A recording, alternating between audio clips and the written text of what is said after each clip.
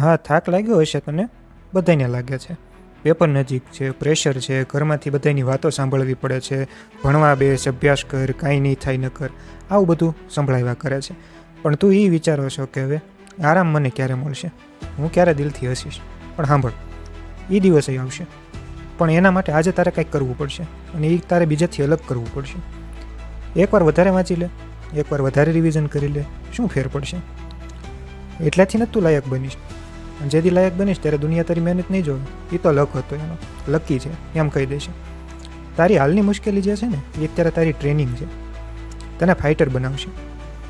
જે આ રાતે તું રડી રડીને સૂવે છો ને, એ જે સૂઈને પછી જે સપના આવે છે ને એ તારા હકીકત બનશે.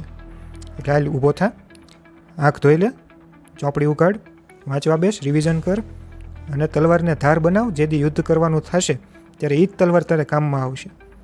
અને જે તારે કરવાનું છે એ તારે જ કરવાનું છે, કારણ કે તારા સપના એ તારા છે, બીજા કોઈ પૂરા નહીં કરે, તારે જ કરવાનું છે. હાલો ઊભો થા.